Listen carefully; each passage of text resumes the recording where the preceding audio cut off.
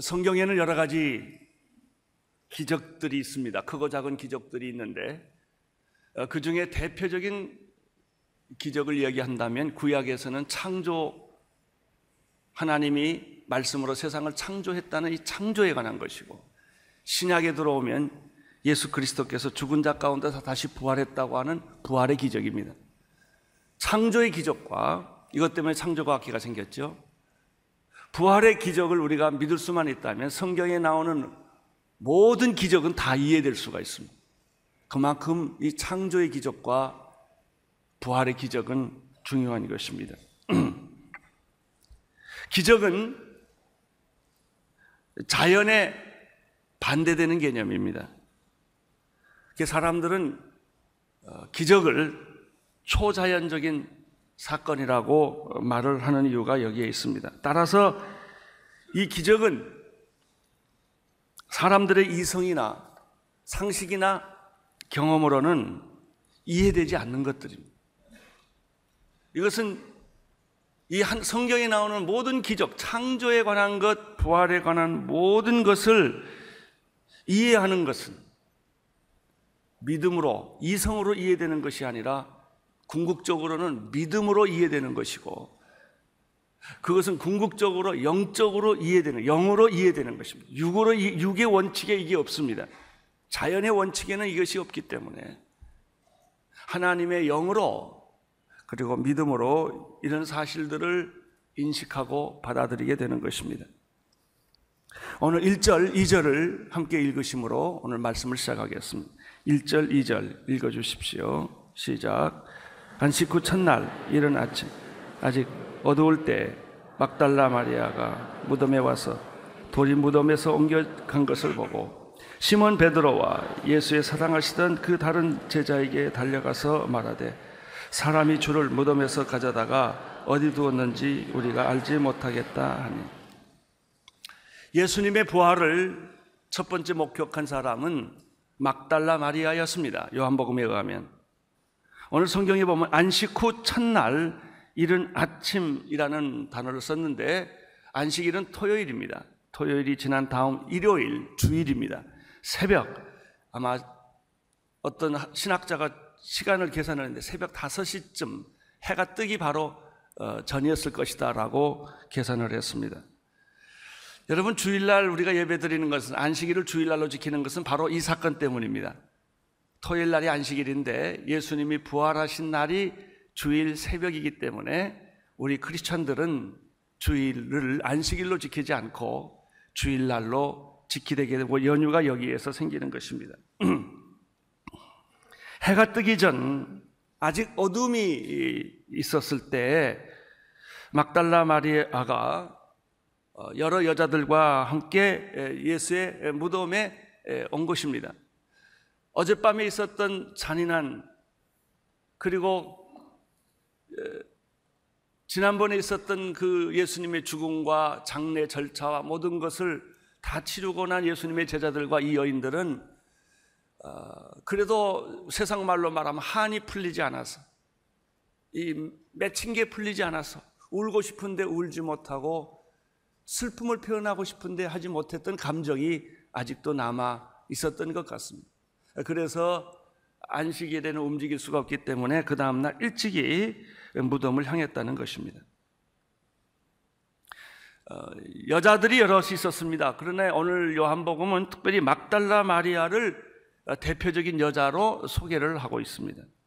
왜냐하면 그 여자의 특이한 아마 행동 때문이었을 것입니다. 그리고 예수의 어머니도 계시고 야고보의 어머니도 있고 여러 여자도 있었지만은 이 막달라 마리아가 이 상황에서는 굉장히 특별한 의미가 있었기 때문에 이 여자를 기록한 것 같습니다. 이 막달라 마리아는 우리가 알듯이 과거에 7 귀신 들려 짐승처럼 살았던 여자입니다. 예수를 만나서 새 생명을 얻고 인간이 되었습니다. 새 사람이 되었습니다. 여러분, 사랑이라는 것은 사랑을 많이 받은 것만큼 사랑합니다. 은혜를 많이 받은 것만큼 헌신하는 겁니다. 이 여자가 예수님께 받은 게 너무 많은 거예요. 자기 인생을 변화시켜주고 구원해줬던 분이기 때문에 이 막달라 마리아는 누구보다도 예수님에 대한 그 사랑과 애정이 특별했으리라고 짐작할 수가 있습니다. 사랑이라고 하는 것은 남이 안 하는 것을 하는 거예요. 사랑하는 사람만 할 수 있는 것이 있습니다. 보통 사람은 안 보이는데 사랑하는 사람은 보이는 거예요. 보통 사람들은 안 들립니다, 그 소리가. 그러나 사랑하는 사람은 신음소리까지 들리는 것입니다. 사랑하기 때문에 그런 것입니다.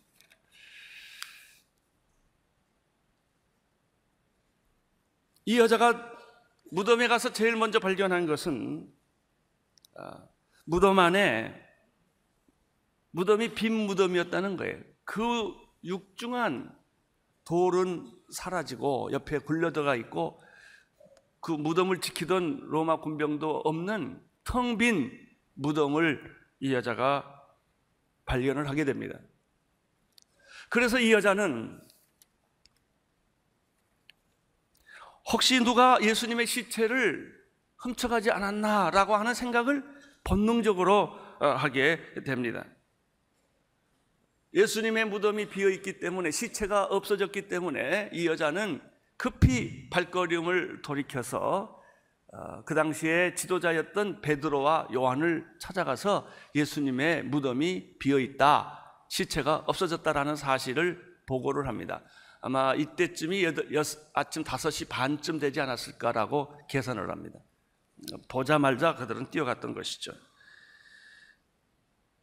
이 여자가 여기서 발견한 것이 있습니다. 그것은 예수의 부활을 믿지 못했기 때문에 단지 예수의 시체가 실종된 사건만을 본 것입니다.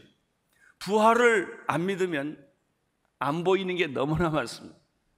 창조를 안 믿으면 풀리지 않는 게 너무나 많습니다. 마찬가지입니다. 2절에서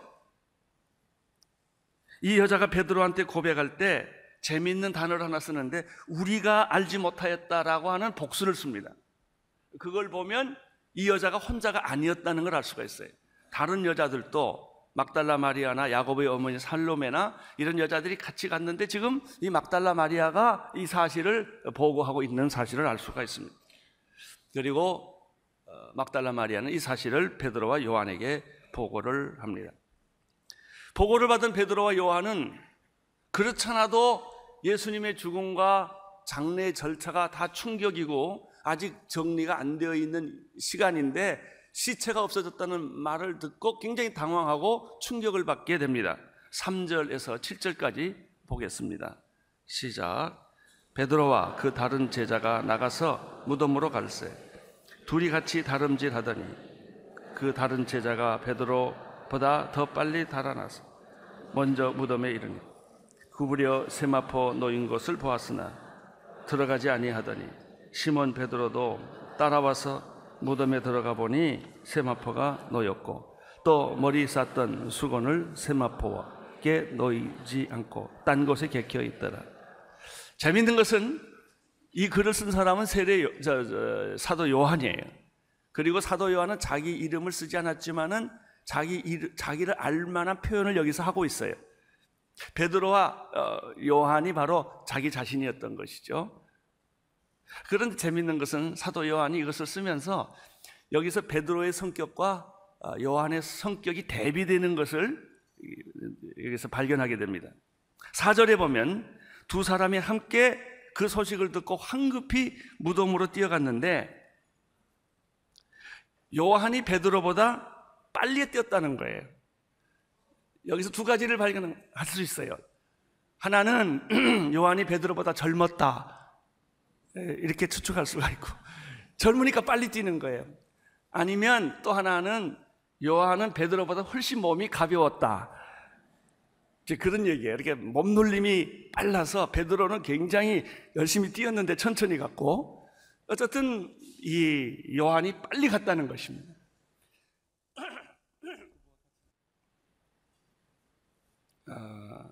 5절, 6절에도 보면 또 베드로 요한에 대한 대비적인 성격을 이렇게 발견할 수가 있습니다. 요한이 먼저 도착했지만 무덤 안으로 들어가지 않았다는 것입니다. 요한은. 그러니까 무덤에 착 도착하자마자 관찰부터 시작한 거예요. 이렇게 관찰을 하고 자세히 이렇게 주변 상황을 보고 그리고 안 들어갔다는 거예요.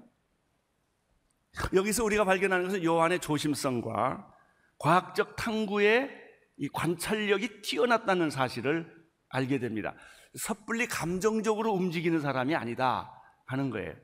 우리도 보면 주변에 굉장히 냉철하고 과학적인 탐구 정신이 많고 조심성이 많고 분석적인 사람들이 있습니다. 이게 사람마다 다 달라요. 근데 베드로는 어떻습니까? 늦게 아마 헉헉거리고 왔겠죠. 도착하자마자 앞뒤를 안 보고 무덤으로 쑥 들어갑니다. 여기서 베드로의 급한 성격과 관찰력이 부족한 아주 감정적이고 직감적인 그 베드로의 캐릭터를 여기서 발견할 수가 있습니다. 여기서 우리가 간단히 찾을 수 있는 교훈은 교회는 다 다양한 사람이 산다는 것입니다. 성격 급한 사람, 차분한 사람, 굉장히 관찰력이 뛰어난 사람, 행동력이 뛰어난 사람, 다 다른 사람이 있지만 결론 둘 다 필요하다. 그래서 뭐가 좋고 뭐가 나쁘다가 아니라 체질에 따라 사람이 다 다르기 때문에 우리가 여기서 베드로와 요한이 이렇게 다른 성격과 스타일이라는 것을 알 수가 있습니다. 그런데 사람들이 다르다고 하는 것을 틀렸다라고 오해할 때가 많아요.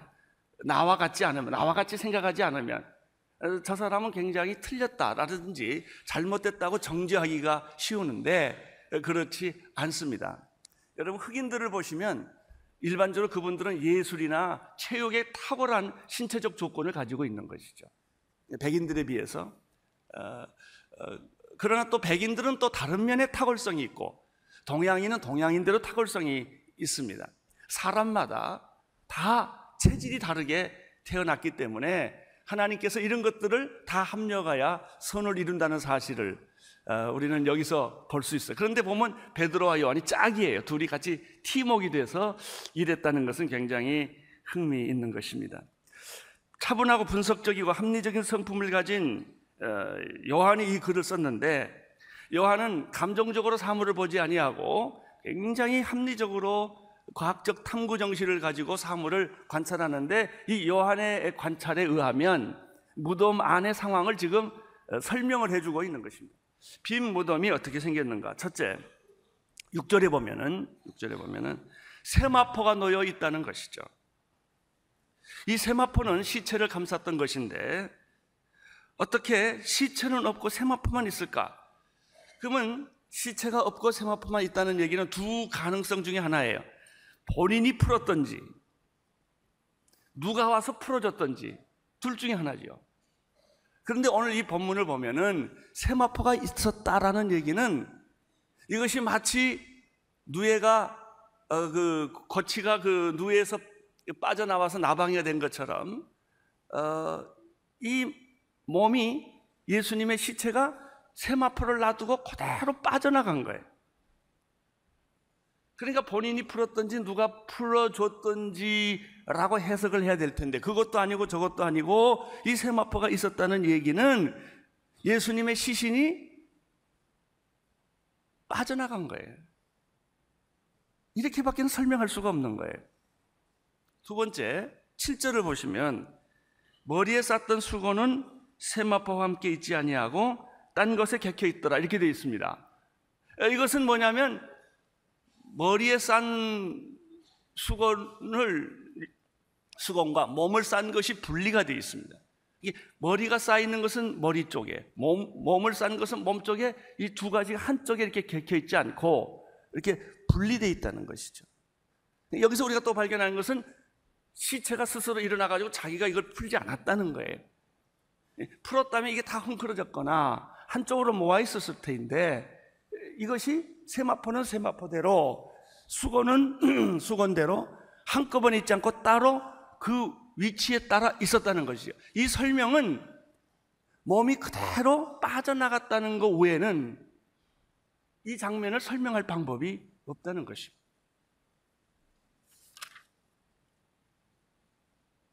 누에가 고치에서 빠져나간 것서 나방이가 된 것처럼 예수의 시체는 세마포와 수건을 그 자리에 그대로 두고 빠져나간 거예요. 8절 9절을 보겠습니다. 시작.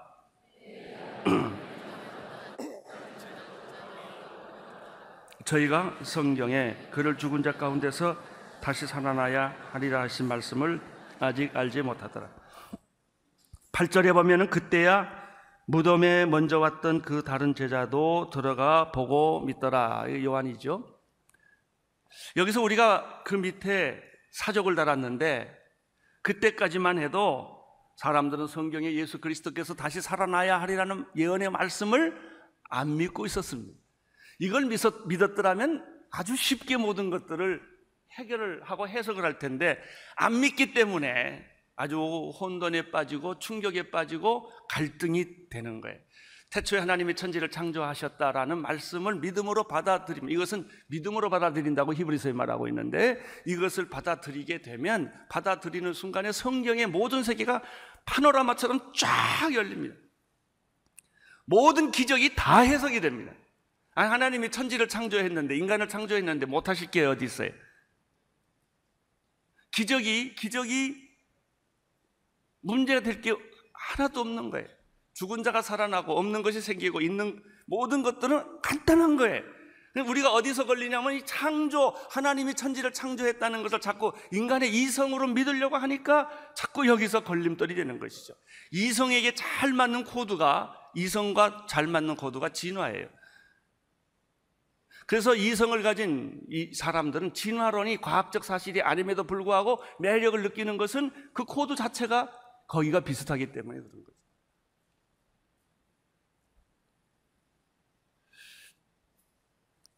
사람들은 예수님께서 부활하신다는 이 말씀을 제자들도 듣긴 들었는데 믿지 않았다는 것입니다. 그들은 충격과 더불어 혼돈에 빠져 있었다는 사실을 그 뒤에 성경 나오는 걸 쭉 읽어보면 알 수가 있어요. 분명히 예수님의 시신이 없어졌는데 그것은 누가 훔쳐간 것도 아니고 설명할 수 없는 세마포와 수건이라는 두 상황을 보면서 그 방은 마치 깨끗이 정돈된 호텔방과 같이, 막 청소를 끝낸 호텔방 같이 아주 정갈하게 있단 말이죠. 이렇게 막 어지러지고 있는 게 하나도 없는 이 상황을 보면서 그들은 굉장히 당황을 한 거예요. 믿으면 간단할 일을 당황한 거예요. 10절을 보세요. 10절 시작. 이에 두 제자가 자기 집으로 돌아갔다고 그랬어요. 할 말이 없는 거예요. 여러분, 우리가 예수님에 대해서 자꾸 이성으로 반대하고 여러 가지 일로 이렇게 안 믿다가 기적이 계속 일어나면요, 할 말이 없어요. 믿는다고 말도 못하고 부인도 못하고 어정쩡한 상태가 지금 이 제자들의 상태였습니다. 베드로와 요한이 떠난 이후에, 이게 지금 아침 새벽 5시 일어난 사건이에요. 한 5시 반, 6시쯤 지금 일어난 사건입니다. 무덤 밖에서 울면서 무덤 안을 열심히 보고 있었던 또 여자 하나가 있었어요.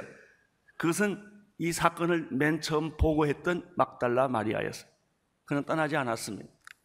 이 여자는 끝까지 누가 우리 주님의 시체를 가져갔냐 이거예요. 사랑하면 못 말려요. 이론이 안 돼요, 사랑은. 여러분, 자식 사랑은요, 이론이 아니에요. 실수하건 잘못하건 또 찾아가고 또 용서하고 또 찾아가는 게 부모인 것처럼, 진짜 사랑하는 사람은요, 그 사람이 잘하고 잘못하고 실수하고 안 하고 아무 상관이 없어요. 그냥 사랑하는 거예요. 이 막달라 마리아가 그랬던 것 같습니다. 11절, 12절 읽어주세요. 마리아는 무덤 밖에서 울고 있더니 울면서 굽으려 무덤 속을 들여다보니 흰옷 입은 두 천사가 예수의 시체 누웠던 곳에 하나는 머리편에 하나는 발편에 앉았더라. 베드로와 요한이 발견하지 못했던 천사를 이 막달라 마리아가 보았다는 거예요. 베드로도 들어가서 봤고 요한도 들어가서 다 조사를 했는데 그 사람 눈에는 이 천사가 안 보인 거예요. 그럼 베드로와 요한이 떠난 이후에 천사가 왔겠냐? 그게 아니고 거기 있었어요. 이 막달라 마리아는 예수님의 시체라도 붙잡고 뭔가 하고 싶은 마음, 그런 애정이 있었기 때문에 떠나지 않고 계속해서 그 주변을 맴돌다가 무덤 안을 이렇게 쳐다보니까 이 두 제자가 발견하지 못했던 천사가 앞뒤에 발 쪽에 머리 쪽에 앉아 있는 것을 발견했다는 얘기죠.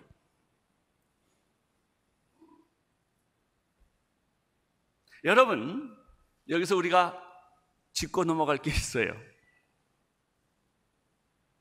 이 예배하는 시간에 천사가 여기 있다는 거예요. 우리의 예배를 돕고 계시고 우리의 기도를 돕고 계시고 우리의 믿음을 돕고 계세요. 보는 사람 있고 못 보는 사람 있을 뿐이에요. 나는 여러분들이 보는 사람이 되기를 축원합니다.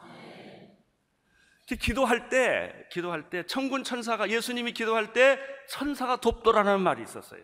땀이 피가 되도록 기도할 때 마귀도 공격을 했지만 예수님이 옆에 저 천사가 있었다는 거예요. 우리가 어느 날 기도할 때 갑자기 가슴이 뜨거워지고 막 힘이 없고 기절할 것 같은 그런 상황인데 갑자기 힘이 생기고 어떤 영적인 힘이 내 안에서 막 솟구치고 찬송을 부르는데 맨날 졸면서 부르다가 갑자기 그냥 침 튀기면서 찬송하고 말이죠. 이게 왜냐하면 어떤 성령이 역사하시거나 천사가 옆에서 돕기 때문인 거예요. 여러분의 전도를 돕고 여러분의 기도를 돕고 여러분이 위기에 빠졌을 때, 저는 늘 환자를 신방하러 병원에 가면 그 침상에 천사가 있는 그런 느낌을 받아요. 그래서 삭막한 내 영혼을 위로해주고 불안한 내 영혼을 위로해주고 수술 전에, 내가 죽음 전에, 임종 전에라도 주의 천사가 나를 지켜주는 그런 모습이 있을 수 있다는 거예요. 이것을 우리는 예수님의 무덤에서 발견하는 거예요. 베드로와 요한을 발견 못한 것이지만 어떻게 이 여자의 눈에는 그것이 보였을까 하는 거예요. 여러분, 내가 안 봤다고 큰 소리 치지 없다고 말하지 마세요. 못 봤을 뿐이지 내가 못 봤으니까 다 없다 라고 말할 수 없는 거예요. 이게 지성인들의 교만이에요. 모든 게 자기 기준이란 말이죠. 13절 14절에 보면 여자와 천사와의 대화가 있습니다. 읽어주세요. 시작. 천사들이 가로되 여자여 어찌하여 우느냐? 가로되 사람이 내 주를 가져다가 어디 두었는지 내가 알지 못함이니이다. 그럼 여자가 예수의 부활을 믿었느냐? 안 믿었어요. 안 믿었는데도 천사가 보인 거예요. 왜 우느냐? 천사가 물을 때 이 여자는 그냥 간단해요. 거기 있는 천사가 사람인 줄 알았어요. 때로는 천사가 사람으로, 사람은 천사로 보인다는 얘기예요. 나무도 그렇습니다. 그래서 이 여자는 말합니다. 우리 주님을 누가 훔쳐갔는지 혹시 당신이 알면 날 좀 가르쳐달라고. 그러니까 이 여자의 마음속에는 뭐가 있냐면 진실한 사랑이 있는 거예요. 사랑. 나는 요즘에 발견한 게 있는데요. 내가 어저께 우리 목사님들 모이면서 그런 얘기, 우리가 참 믿음이 없다는 걸 요즘 내가 발견. 정말 믿음 없어요. 믿음 있는 척할 뿐이지 믿음 없더라고요. 진짜 믿음 없어요. 결정적인 순간에는 다 두려워하고 이성으로 돌아가고 합리적으로 돌아가고 다 세상적으로 돌아가지 믿음으로 안 해요. 믿음으로 안 해요. 여러분, 우리가 사랑하는 것 같은데 안 그래요. 내가 한번 죄송한 질문 하나 할까요? 여러분 남편 사랑하세요? 그냥 같이 살지요. 정말 사랑하세요? 여러분 부인 사랑하세요? 이렇게 사랑한다는 게 쉬운 게 아니에요. 눈에 보이나 안 보이나, 나한테 잘해줬거나 못해줬거나 그냥 사랑하는 것, 이게 정말 없어요. 희귀하고.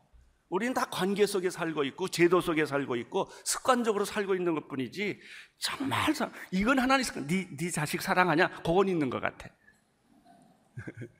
근데 나머지는 다 상대적이에요. 사실 우리가 믿음도 없고요, 믿음 없습니다. 결정하는 거 보면 알아요. 믿음의 결정 안 해요. 언제나 합리적 결정을 하지 믿음의 결정 안 합니다. 우리가 사랑 그렇게 있지 않아요. 이걸 아는 것이 시작입니다. 주님, 내가 사랑이 없습니다. 주님, 내가 믿음이 없습니다.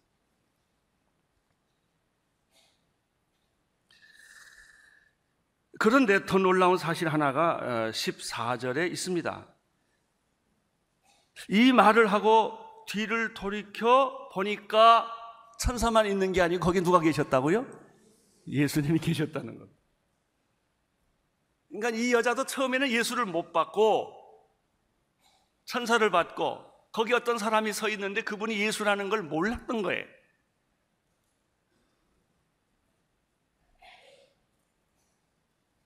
무덤 안에는 천사도 있었고 예수님도 계셨습니다. 마리아가 울고 있었을 때 주님은 거기 계셨어요. 여러분이 고통을 겪고 있었을 때, 길이 보이지 않았을 때, 절망했을 때, 자살하고 싶을 때 주님은 거기 계세요. 근데 우리가 못 보는 거예요. 왜 못 보는가? 내 슬픔이 크면 안 보여요. 내 생각이 많으면 안 보이는 거예요. 안 들리는 거예요.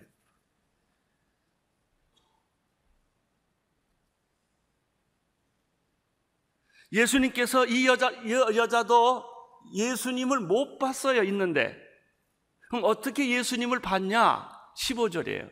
참 재미있습니다. 15절에 보니까 예수께서 가라사대 여자여 어찌하여 울며 누구를 찾느냐 하시니 마리아는 그가 동산지기인 줄 알고 가로되 주여 당신이 옮겨갔거든 어디 두었는지 내게 이르소서 그리하면 내가 가져가겠나이다. 예수가 말을 걸어도 못 알아들어요.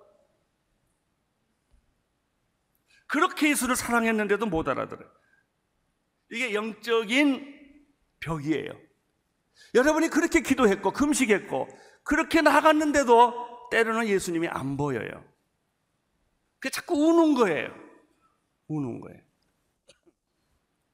천사가 지금 우리 예배를 돕고 있는데도 그게 안 보이는 거예요.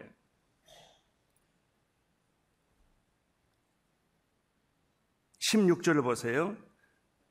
그렇게 막 울면서 우리 주님 당신이 혹시 예수 시체를 어떻게 치웠으면 나한테 좀 가르쳐 주세요. 내가 예수님 시체를 좀 찾겠어요 라고 말하니까 예수님이 16절에서 이렇게 말합니다. 예수께서 뭐라고 그랬죠? 마리아야. 딱 한마디 했어요. 이때 마리아가 정신이 돌아온 거예요. 마리아야. 울고 불고 하고 있던 마리아에게 마리아야 그랬어. 이때 마리아가 돌이켜 히브리 말로 라보니여 선생이여 라고 말하면서 드디어 예수님을 보게 된 것입니다. 마리아는 예수님의 음성을 듣고 부활의 실체를 드디어 목격하게 되었습니다. 예수님은 말씀하셨습니다. 17절 18절 시작. 예수께서 이르시되 나를 만지지 말라. 내가 아직 아버지께로 올라가지 못하였노라. 나는 내 형제들에게 가서 이르되 내가 내 아버지 곧 너희 하나님 너희 하나님께 올라가라. 18절 또 주께서 자기에게 이렇게 말씀하셨다 이러니. 이번에 보스턴 여행 중에 제가 이기복 목사님께로부터 이런 얘기를 들었어요. 조카가 그 보스턴 교회에 있는데 조카가 마음이 여러 가지 어려웠는데 그 집회를 참석하고 이제 사람들이 많기 때문에 이제 저하고 스쳤다는 겁니다. 저도 어렴풋이 기억은 있는데 그 조카가 이제 이기복 목사님의 조카니까 웃으면서 이제 제가 이렇게 인사하고 이렇게 눈짓을 했어요. 그리고 헤어졌는데 이 조카는 저하고 이렇게 눈을 마주치는 순간에 큰 하나님의 소리를 들은 거예요. 내가 너를 사랑하노라 라는 소리를 너무 분명하게 들었다는 거예요. 2번이나. 그래가지고 이 어린 자매가 너무 놀래가지고 이기복 목사님한테 가서 이게 무슨 일이냐라고 상담을 했다는 거예요. 그렇게 펑펑 울면서 상담을 해요. 내가 확실한 것은 내가 말 안 했거든요.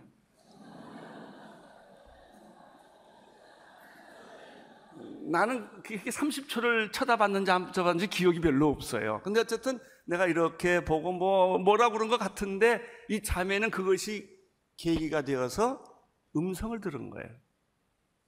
아주 확실한 음성을 들어서 너무 놀래가지고 이 자매가 펑펑 울면서 목사님한테 찾아가서 이야기했다는 거예요. 그 얘기를 저한테 이제 들려주셨어요. 언젠가는 어디서 설교를 하는데 그 사람들이 제 얼굴을 예수님의 얼굴로 착각해서 본 사람도 있다는 얘기를 제가 들었어요. 그랬으면 얼마나 좋겠어요. 문제는 뭐냐면은 여기 이 자리에도 이 설교 도중에 어떤 분은 병 낫는 분도 계시고 설교 도중에 어떤 분은 내 설교하고 아무 상관없이 하나님의 음성을 들을 수도 있는 거고